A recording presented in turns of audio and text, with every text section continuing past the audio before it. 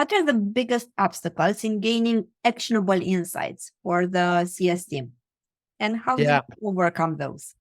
Yeah. I think this is a super important question and something that not a lot of people are asking, or they might be asking it in slightly the wrong way. So what I mean by that is everyone talks about the famous quote, what isn't measured isn't managed.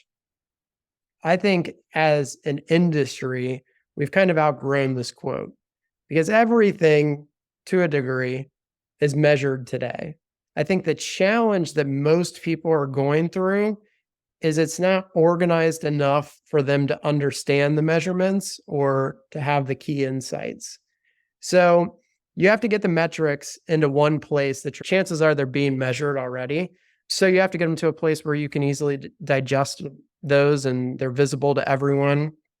And for the items that are less quantifiable, like customer sentiment, that's a good one. I think AI is helping us with that already, and I think it'll make it a lot better over time. But you just have to capture that. You have to have your CS team capture those sentiments across all your customer interactions, and that has to feed into the data model. Most of the time, people just aren't good at seeing the data that's being measured.